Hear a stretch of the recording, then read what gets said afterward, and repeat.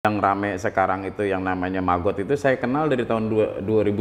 Saya 2011 udah Maggot itu Bang Rudi udah melakukan, udah tahu ya. Saya sih yakin ya, kalau UMKM ya kuliner segala macam itu mereka tidak perlu modal yang besar ya, perlu inovasi kan gitu, perlu istilahnya kita sajikan sesuatu yang berbeda, sesuatu yang mungkin membuat ketertarikan bagi para konsumen ini ya, para pembeli.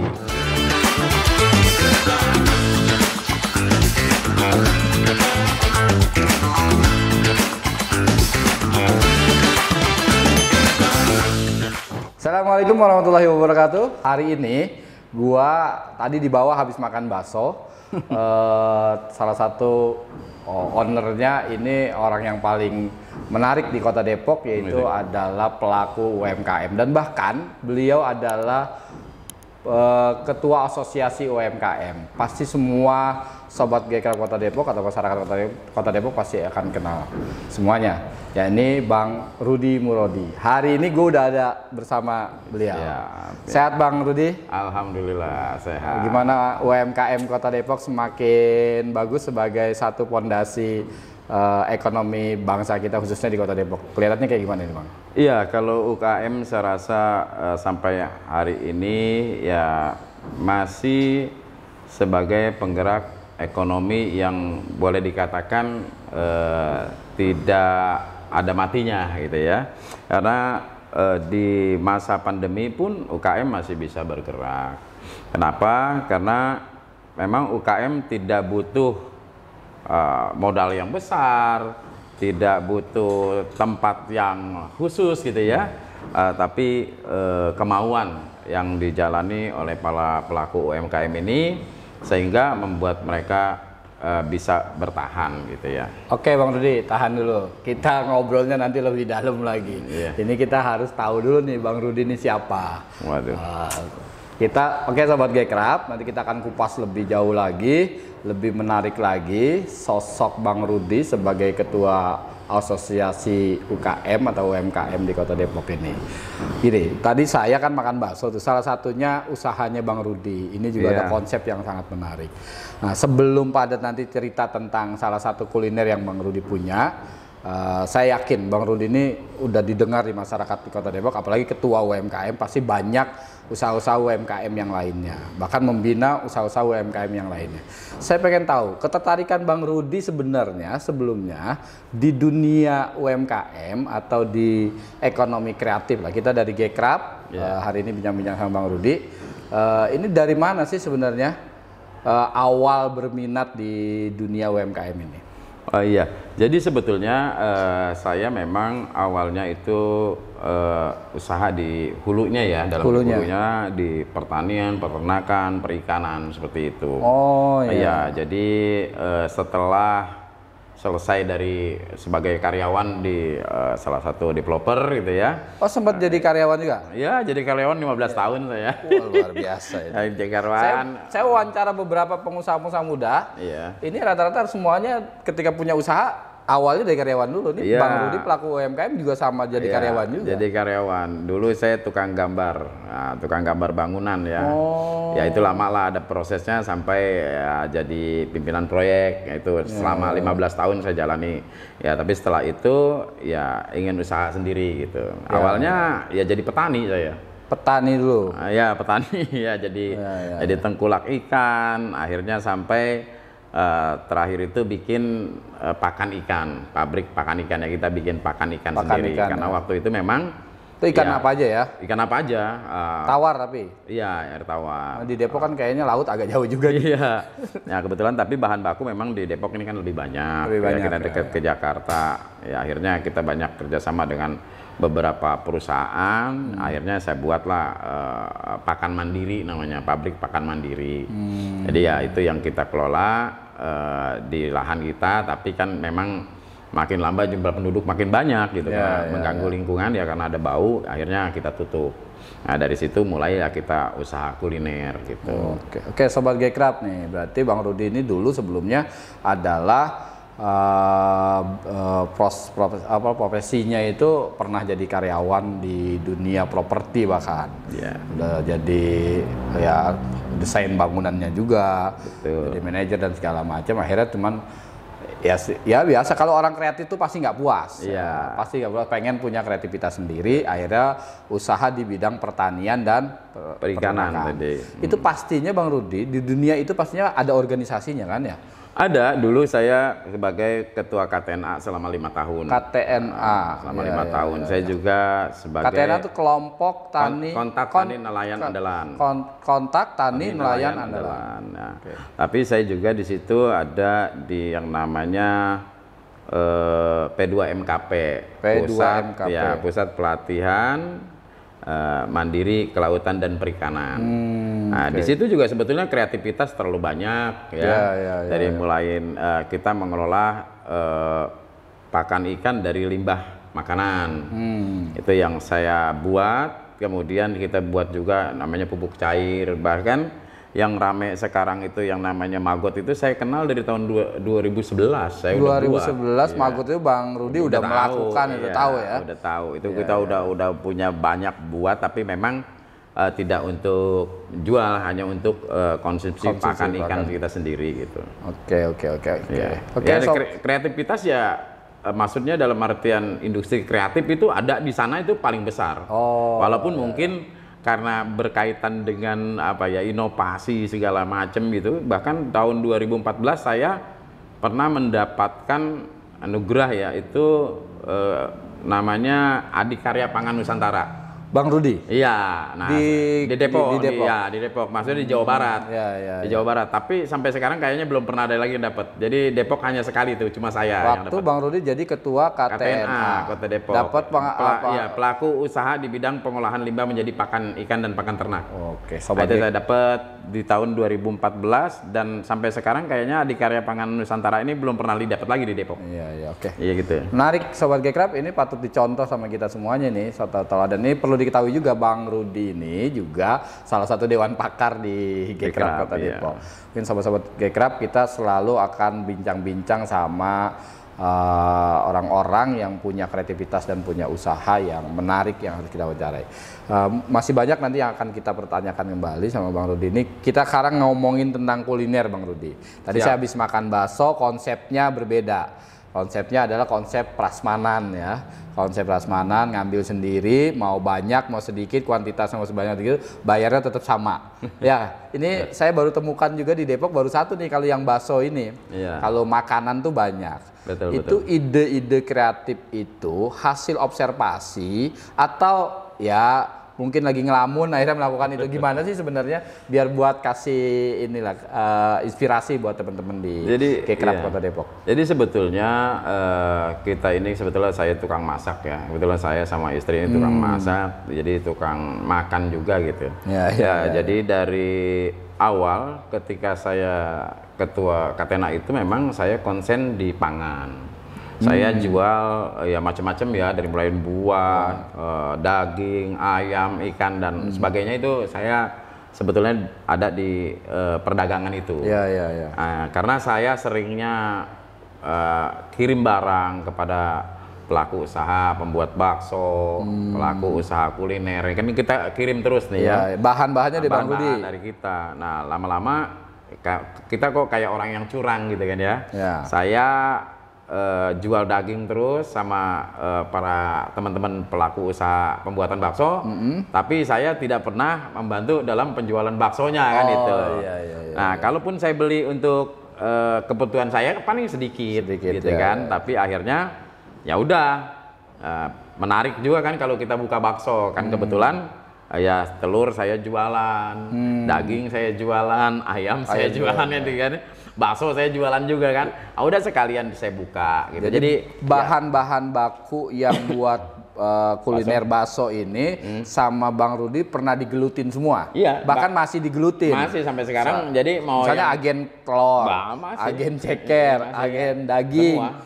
Jadi Bang Rudi buka ini mungkin jadinya bahannya dari kita juga gitu. Dari Bang Rudi sendiri, tidak ambil dari orang lain. Bahkan cabai bawang kita juga jual gitu.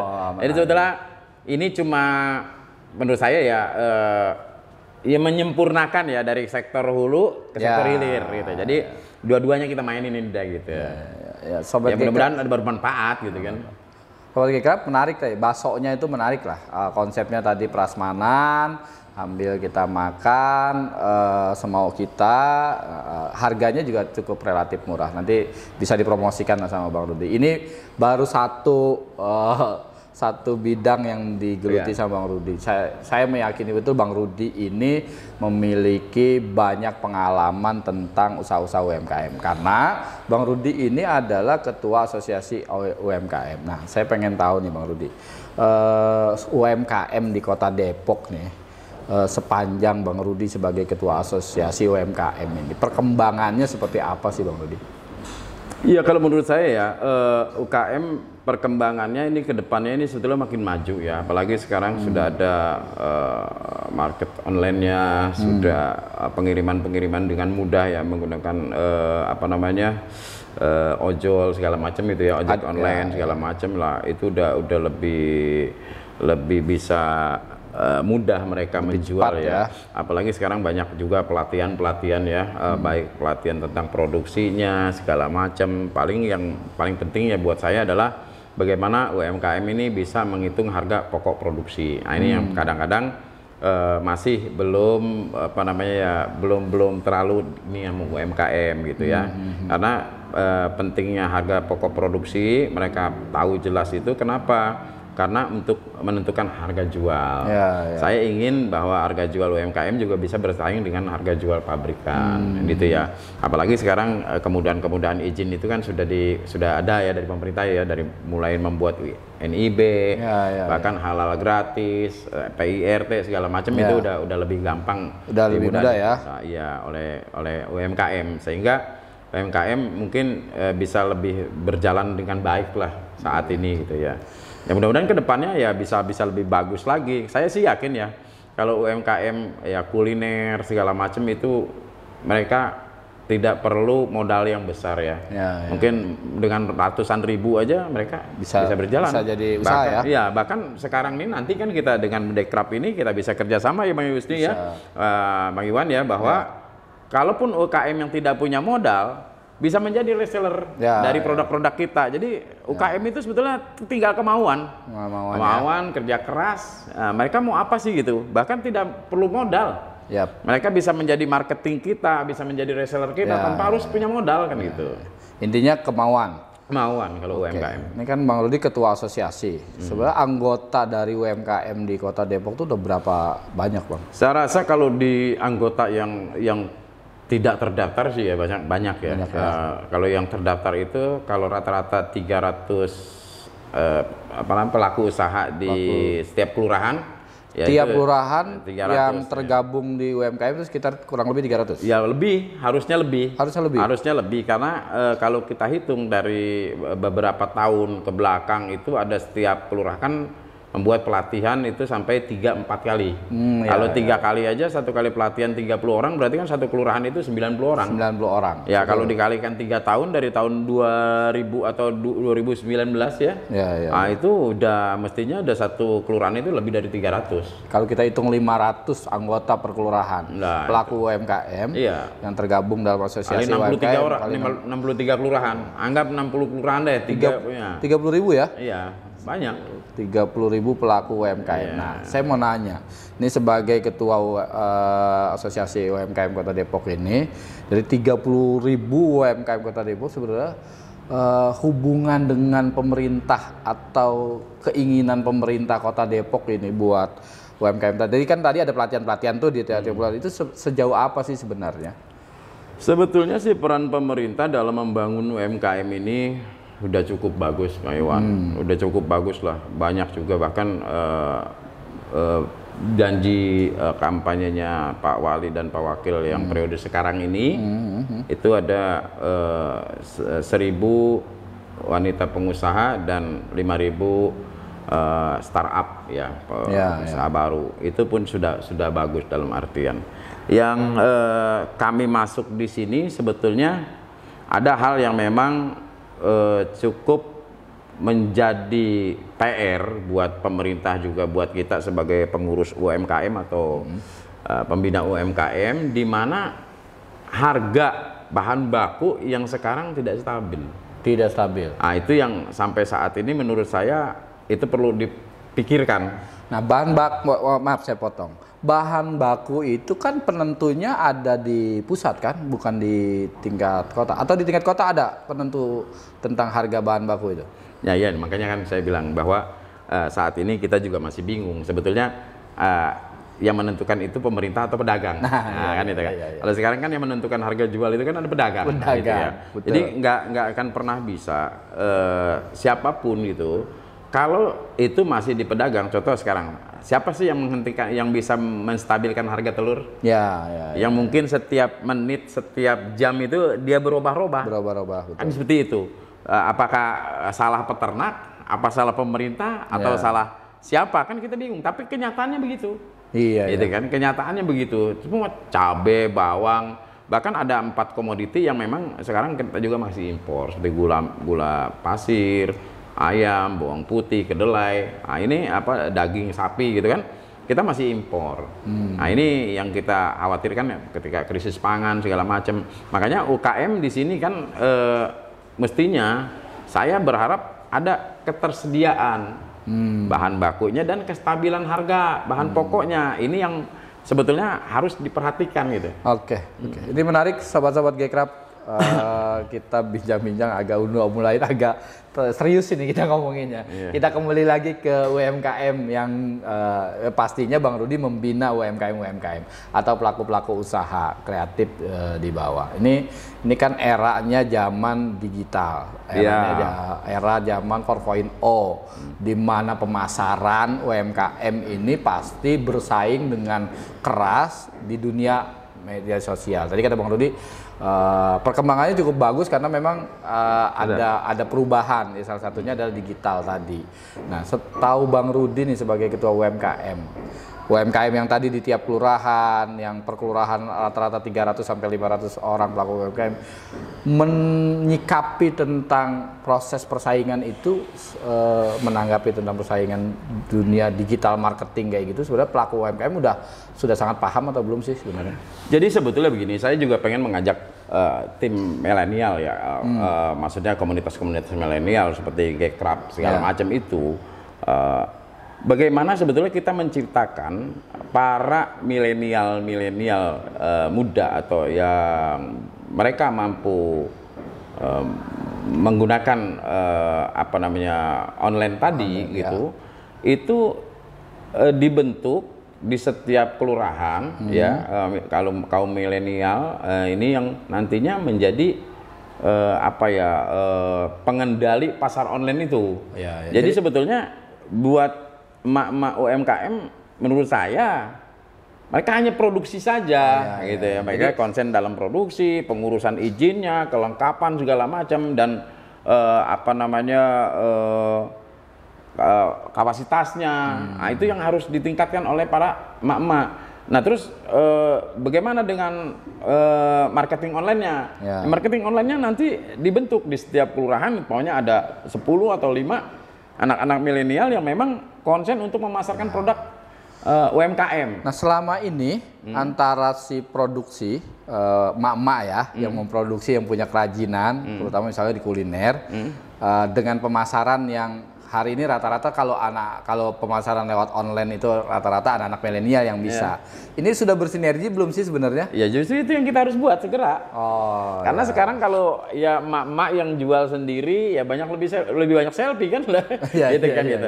Makanya kita ingin bahwa pemasaran secara online ini dibuat satu kelompok atau yang memang khusus menangani pasar online bagi para pelaku UMKM di setiap kelurahan. Nah, tantangannya Bang Rudi buat anak-anak milenial sudah dicoba belum? Tantangan anak milenial biar mau memasarkan produk-produk UMKM, kan itu kan pasti harus punya keinginan. Karena kalau yang membuat produknya kan biasanya berangkat dari hobi.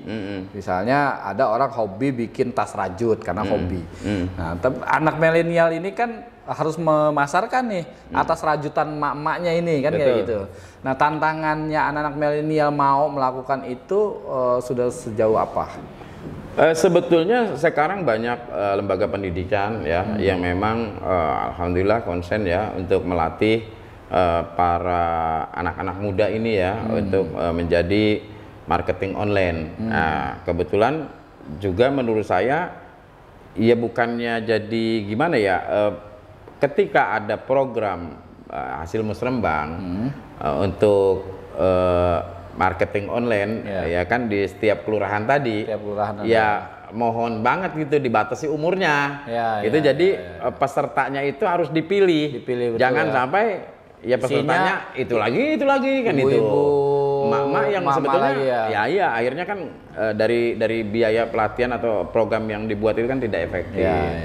Ya mudah-mudahan kedepannya ketika ada pelatihan marketing online ya yang dilatih itu betul-betul sudah anak-anak milenial yang memang mampu menggunakan gadget tadi, mampu istilahnya ya sudah mengetahui betul-betul tentang IT gitu ya, sehingga bermanfaat gitu.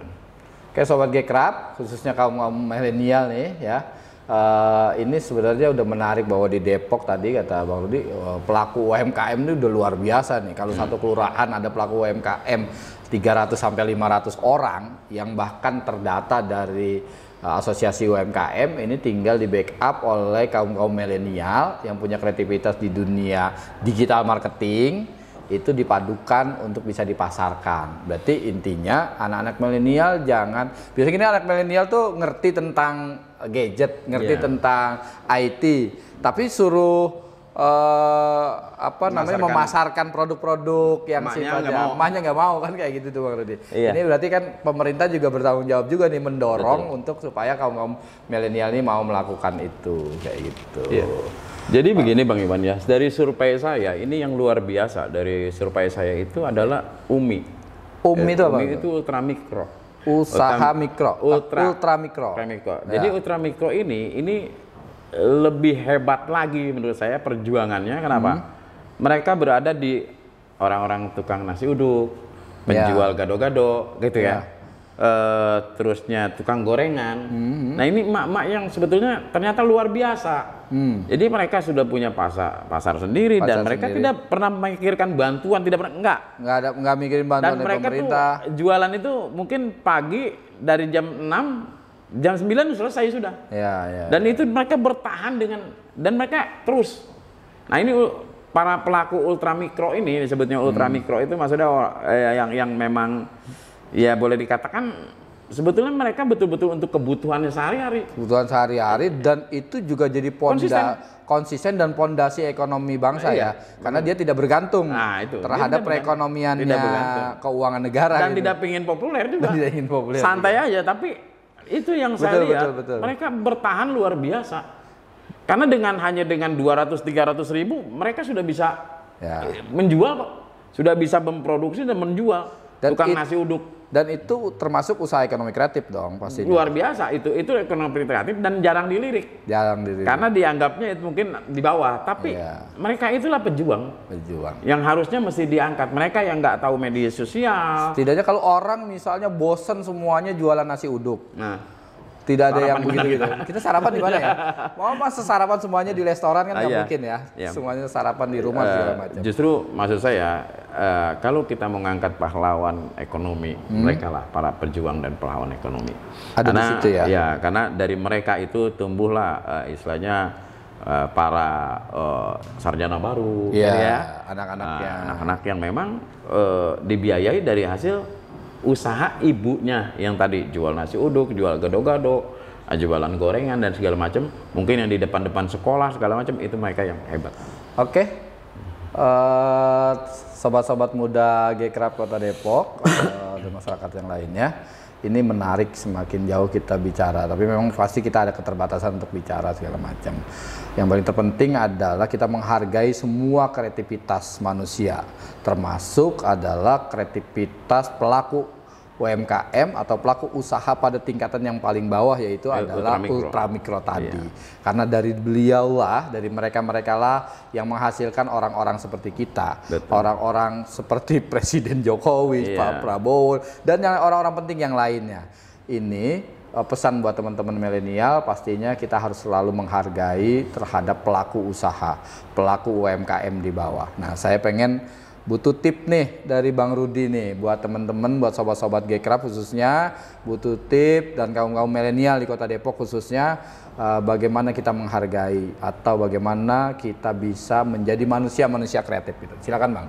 Iya, jadi menurut saya apapun sebetulnya hari ini yang kita lakukan itu istilahnya ditunggu ya, di hasilnya di masa depan. Gimana kita sekarang ini bergerak, berupaya dan berusaha untuk membangkitkan ekonomi ya, baik ekonomi pribadi kita ya, atau juga ekonomi istilahnya kota, ekonomi negara gitu kan. Dari kita yang bagaimana harus punya tadi kreativitas yang lebih baik, karena perkembangan masyarakat penikmat juga kan ini, dalam artian pembeli ya, masyarakat itu kan juga butuh variasi, butuh hal-hal baru. Nah, disitulah kita buat hal-hal baru sehingga orang tidak bosen untuk apa namanya ya, menjadi pembeli kita gitu. Mereka nggak bosen hanya disuguhkan makanan yang itu aja.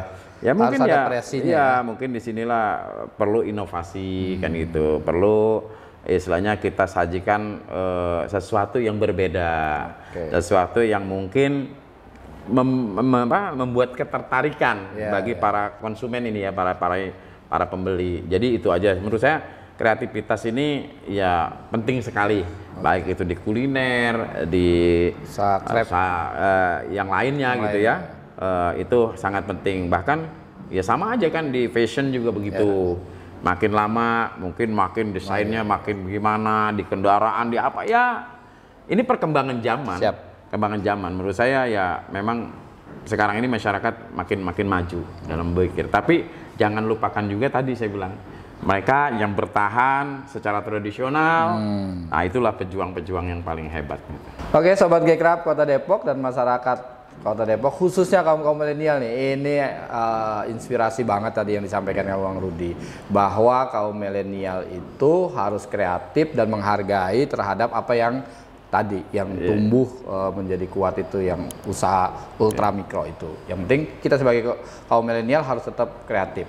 Oke Bang Rudi, sebelum kita tutup, Bang Rudi kan punya usaha, usahanya saya yakin tidak hanya bakso. Nah, nanti boleh dipromosikan di sini Bang Rudi, bakso dan yang lainnya, silakan dipromosikan. Ini hari ini nih kita ini ada di Bakso Baba Gua nih. Ini di bawahnya ini sekarang kita tempatnya di Bakso Baba Gua. Ini ada tempat yang memang bisa teman-teman hadir di sini untuk sharing ya, untuk berkumpul, silaturahmi atau mungkin arisan boleh. Di sini di tempat di Bakso Baba Gua ada tempatnya. Ini ada yang ruang kita duduk hari juga ini, ya. Gitu ya. Ada ruang meetingnya juga. Nah, di bawah bisa makan bakso. Ini jalan apa Bang? Ini Jalan Pramuka Mampang, Pancoran Mas ya. Pancoran Mas. Jadi nanti bisa ke sini. Di sini juga nanti kita punya gerai UMKM, di mana produk-produk UMKM kita pasarkan di sini.